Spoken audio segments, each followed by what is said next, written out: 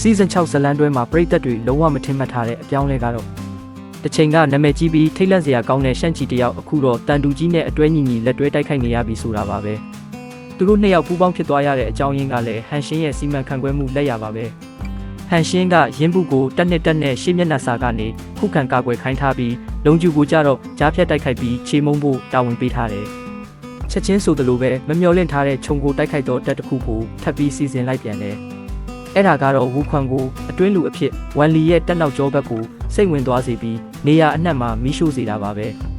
နေရာအနှံ့မီးတွေလောင်နေတော့ဒီလောက်တိုက်ဆိုင်လာကြည်လားဆိုပြီးပိုင်ထူတယောက်တန်တရာဝင်နေတော့မှပဲသူ့ရှိကိုရင်းနှီးနေတဲ့လူနှစ်ယောက်ရှောက်လာကြတယ်အခြေအနေမဟန်မှန်းသိတော့ဓားကိုဆွဲထုတ်ဖို့ပြင်လိုက်ပေမဲ့ကောလေးကသူ့ရဲ့အတွင်းအားကိုတုံးပြီးလက်ကိုရေခဲရိုက်လိုက်ပါရောဒီတော့မှသူကကောလေးကိုမှတ်မိသွားပြီးလမ်းဖြတ်သွားတဲ့အချိန်မှာပဲဝူခွန်ရဲ့ဓားသွားကသူ့လက်ပင်သားရောက်နေပါပြီဒီလိုနဲ့ပိုင်ထူကိုအိမ်ထဲဓာတ်ဆခံဖြစ်ဖမ်းခေါ်သွားကြတယ်သူကဒီလူဘသူလဲဆိုပြီးကြောင်တောင်ဖြစ်နေတော့အမတ်မင်းကမေ့လွယ်တက်လိုက်တာကျုပ်ကခြံကျုံးစီကိုခမားအတွက်စကားပါပေးနေကြလောင်ချင်းလေးပြလို့ပြောလိုက်တယ်ပိုင်ထူလဲလူသိမ့်မှန်းသိတော့အသက်ချမ်းသာပေးဖို့တောင်းပန်တော့တာပေါ့ဝူခွန်ကအသက်ရှင်ခြင်းရင်တော့ခမားရဲ့လုပ်ရက်ပုံမှာမူတည်တယ်လို့ပြောပြီးသူတဘောတူမတူလက်လက်တိုက်ရှိရာစီအတင်းအဓမ္မခေါ်သွားတော့တယ်ဒီအချိန်မှာပဲတစ်ဆက်ပိုင်းလောက်ပျောက်နေတဲ့ကွေးကူကိုင်းကဆရာကြီးနှစ်ပါးပြန်ပေါ်လာကြပြီးဝမ်လီရဲ့တက်စခန်းမီးလောင်နေတာကိုကြည့်ပြီးဒီတိုက်ပွဲရဲ့အဖြေကပေါ်သွားပြီလို့သုံးသပ်ကြတယ်လေသမားတွေစုဖွဲ့ထားတဲ့တပ်ဖွဲ့လေးကဝမ်လီရဲ့တက်ကြီးကိုဒီလောက်ထိရှင်းနိုင်လိမ့်မယ်လို့ထင်မထားဘူးဒါကဘာကိုပြနေလဲဆိုတော့အင်ပါယာဟာနိုင်ငံ6နိုင်ငံကိုသိမ်းပိုက်ပြီးနောက်ပိုင်းအပြင်ပန်းကြည့်ရင်တော့အင်အားကြီးတယောက်ရှိပေမဲ့လက်တွေ့မှာတော့ပျော့ကွက်တွေရှိနေတယ်ဆိုတာပါပဲရှောင်းရောင်ကြီးကလည်းဖြည့်ဆွက်ပြောကြားလာတယ်ချန်ရန်ကရှာခွေဖြစ်ချင်းပဲဟန်ရှင်းလိုလူမျိုးကိုယုံကြည်နဲ့နေရာပေးရတာတော်တော်တတိရှိတဲ့မိန်းကလေးပဲတဲ့ဒီတော့ဝေကျွန်းကချန်ရန်တီအဆင့်ထိရောက်လာတာအကိုကြီးခိုင်းတော်ရဲ့ကျေးဇူးတွေမပါဘူးလားခမ ्या ကသူ့ရဲ့အသက်ကိုချမ်းသာပေးခဲ့တယ်လို့လေယာခိုင်းရဲ့ကံကြမ္မာကိုလည်းတွဲဝိုက်ပြီးဆုံးဖြတ်ပေးခဲ့တာပဲလို့ပြောတယ်ဒါပေမဲ့ခိုင်းတော်ကတော့တကယ်တော့ငါတို့ဘာကိုမှဆုံးဖြတ်လို့မရပါဘူးကွေးကူကိုင်းရဲ့လမ်းစဉ်ဆိုတာကဘာလောကကြီးရဲ့ဖြစ်ပျက်ပြောင်းလဲမှုလမ်းစဉ်အတိုင်းလိုက်နိုင်ရတာပါဒီပွဲမှာလေယာကိုင်းရှုံးရင်အင်ပါယာအမျက်ထွက်မယ်လေယာကိုင်းနိုင်ရင်တော့ကိုရဲ့အမျက်ထွက်မှာပဲလို့ပြန်ရှင်းပြတယ်ပိုင်ထူဘက်ပြန်လှည့်ရအောင်သူတို့နှစ်ယောက်ကပိုင်ထူကိုရှေ့ကသွားခိုင်းပြီးအဆောင်တွေနဲ့စကားဝက်ပြောခိုင်းတယ်တကားဖွင့်ခါနီးမှာပဲတက်မှုကမဖွင့်နဲ့နောက်ဖက်တောင်ကျောကနေရန်သူတွေဝင်လာနေပြီလို့အော်ပြောလိုက်တယ်ညံစင်လို့မရတော့ဘူးဆိုတော့အင်အားသုံးပြီးတိုက်ရတော့မှာပေါ့သတိထာ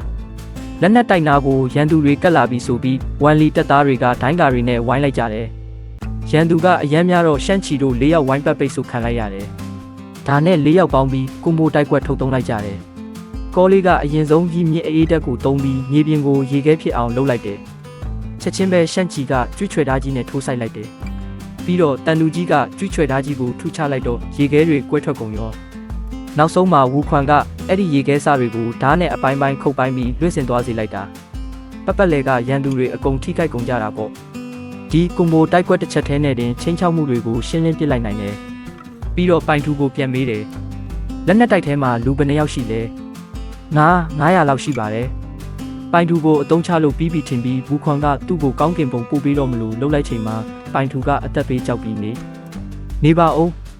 ဟွာရင်ပင်မှာရှိလဲကျွန်တော်သိတယ်လို့အော်ပြောလိုက်လို့အသက်ချမ်းသာရသွားတယ်ဒီအချိန်မှာနောက်ကစစ်ကူတွေရောက်လာပြန်တော့သူတို့ရှေ့ဆက်တိုးဖို့ပဲရွေးချယ်လိုက်ကြတယ်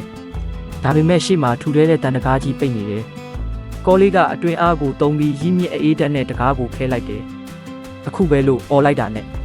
တန်တူကြီးတို့နှစ်ယောက်ခုန်ပြီးတကားကိုထုခွဲလိုက်ပါတော့တယ်ငါရဲ့ဒီကျွေးချွေသားကြီးကကဘာမှာအထုပ်ထိတ်လို့ပြောကြတယ်ငါရဲ့မိုးကြိုးတူနဲ့တွေ့ရင်တော့ဒုတိယနေရာကပဲနေရမှာပေါ့ဝမ်လီတက်ရဲ့လက်နက်တိုက်တကားကြီးပွင့်သွားတာနဲ့တက်ကျဲတောင်တိုက်ပွဲကလည်းအဆုံးသက်ပိုင်းကိုရောက်လာခဲ့ပြီသူတို့ရဲ့ကြံနေသေးတဲ့တာဝန်ကဟွာရင်းကိုကယ်ထုတ်ဖို့ပါပဲလောင်ချင်းကအင်ပါယာစစ်သားအဖြစ်ရုပ်ဖြတ်ပြီးထောင်ထဲဝင်သွားတယ်ဘယ်အကျဉ်းသားကိုလာခေါ်တာလဲအမျိုးသမီးအကျဉ်းသားဟွာရင်းကိုလာခေါ်တာလို့ပြောနေတော့ကောလီကစကားများနေတာကြားတယ်ဆိုပြီးမြန်ရှင်းရအောင်ဆိုပြီးဝင်ချပါလေရောဒီလိုနဲ့တိုက်ပွဲစဖြစ်တာပေါ့ဒါပေမဲ့ကောလီအတွက်ကတော့ဂိုင်းချုပ်အဆင့်တွေမဟုတ်ရင်ဒီလို9စိမ့်တီလောက်လူတွေကတော့အပြော့ပါပဲခဏလေးနဲ့ရှင်းလင်းလိုက်နိုင်တယ်တခြားတစ်ဖက်မှာတော့ရှန့်ချီနဲ့တန်တူကြီးတို့ကအပြင်မှာစောင့်ရင်းပြင်းလာကြတယ်ကောလီနဲ့ဝူခွန်ကဘာလို့ဒီလောက်ကြာနေတာလဲခဏစောင့်ကြည့်ရအောင်ဆိုပြီးစောင့်ရင်းနဲ့သူတို့တက်ခဲ့တဲ့ရန်သူအရေးအတွက်ကိုပြိုင်ပြီးရေးတွက်နေကြတယ်ရှန့်ချီတရားဝေကျွမ်းကိုမနိုင်ပြီးတဲ့နောက်တန်တူကြီးနဲ့အတွဲညီသွားတာကတော့တကယ်သမိုင်းမှတ်တမ်းတင်စရာပါပဲ နှစ်ယောက်လုံးကခွန်အားသုံးတဲ့သူတွေဆိုတော့တွဲစောတဲ့ရလက်ကထင်ထားတာထက်ကောင်းနေတာကိုဒီအချိန်မှာကောလေးနဲ့လောင်ကျင်းတို့မြေတိုက်ခန်းထဲရောက်သွားတော့ကောလေးကအခြေအနေသွားကြည့်တယ်ဝမ်းနဲ့စရာကောင်းတာကဟွာရင်းကအမွှေးနဲ့သာကျွေလွင့်သွားရှာပါပြီသူတို့လည်းသူ့ရုပ်အလောင်းကိုတည်ပြီးရှန့်ချီတို့စီပြန်လာခဲ့ကြတယ်ခေါင်းဆောင်နှစ်ယောက်ပြန်လာပြီနောက်ဆုံးမှာတော့မီးတွေရှို့ပြီးဖျို့ဖျဲဖြစ်နေတဲ့ကြားကနေစုတ်ခွာလာခဲ့ကြတယ်ဟန်ရှင်းဘက်ကိုပြန်သွားရအောင်သူကချန်ရန်ကိုစစ်ပွဲအခြေအနေတင်ပြနေတယ်ရင်းပူနဲ့ကြည်ပူတို့ရဲ့ခုခံစစ်ကနှွေဦးပေါက်ပွားခြင်းလုံကျူကတွေးကြတက်မှကြီးကိုချေမုံလိုက်တာကနှွေရသည်တောက်ပါခြင်းကောလေးနဲ့ရှန့်ချီတို့လက်နက်ကြီးတွေကိုဖျက်ဆီးလိုက်တာကစောင်းဦးရွက်ကြွေခြင်းအခုနောက်ဆုံးကျန်တာကတော့ဝန်လီအတွက်တီးတန့်ပြင်ဆင်ထားတဲ့စောင်းရသည်ဖျက်ဆီးခြင်းပါပဲလို့ရှင်းပြတယ်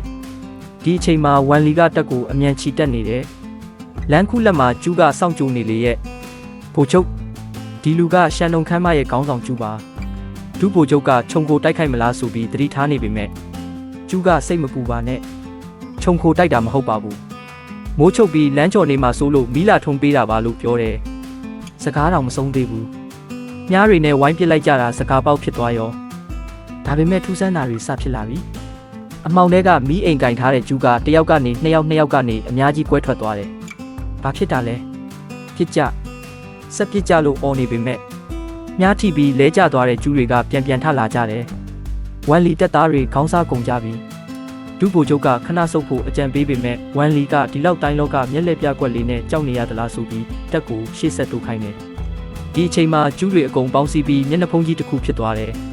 ပြီးတော့ဝန်လီကိုမေးလိုက်တယ်ဒီနေရာကဘယ်နေရာလဲခမည်းတိလာဒုဗိုလ်ချုပ်ကနှွေဦးစမ်းကြောင်းပါလို့ဖြေလိုက်တယ်နှွေဦးစမ်းကြောင်းလို့နာမည်တွေမှာတော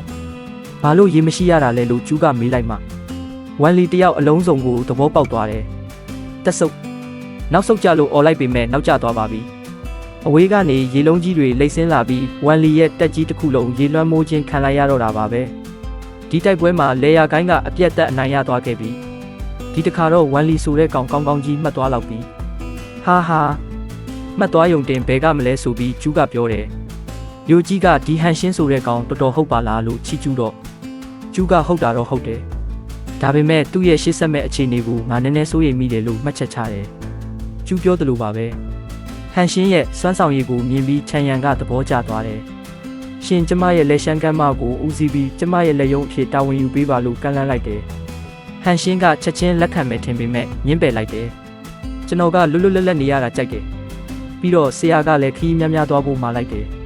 ဒါကြောင့်ကျွန်တော်သွားတော့မယ်နောက်လေယာကိုင်းဒုက္ခရောက်ရင်တော့ကူညီပေးပါမယ်လို့ပြောတယ်ရှင်ကျမကိုညင်းတာလားလို့ချန်ရန်ကမေးတော့ညင်းတာမဟုတ်ပါဘူးလက်မခံရဲတာပါဆိုပြီးဟန်ရှင်းလှည့်ထွက်သွားတယ်ချန်ရန်ကဒီလူတော်လုံးနေတော့ငါလူမဖြစ်ရင်တခြားသူလူမဖြစ်အောင်ကောင်းကင်ဘုံပို့လိုက်တာပဲကောင်းမယ်လို့တွေးလိုက်တယ်ဒါနဲ့ချန်ကျုံဘက်လှည့်ပြီးဟန်ရှင်းတယောက်ထဲသွားတာအနေရများတယ်ဦးလေးချန်ကျုံကပဲနောက်ကနေလိုက်ပြီးစောင့်ရှောက်ပေးလိုက်ပါလို့ခိုင်းလိုက်ပါတော့တယ်လေယာကိုင်းရဲ့တက်ကျဲတောင်အရေးခင်းကြီးပြေလည်သွားပြီဆိုပေမဲ့ဇလန်းကမပြီးသေးပါဘူးဟန်ရှင်းကလေယာကိုင်းနဲ့မဝင်ချင်ဘူးလို့ညင်းလိုက်တယ်လေဒီတော့ချန်ရန်ကချန်ကျုံကိုလွတ်ပြီးဟန်ရှင်းနောက်ကိုလိုက်ကကွယ်ခိုင်းလိုက်တာပေါ့တကယ်ကစောင့်ကြည့်ခိုင်းတာပါ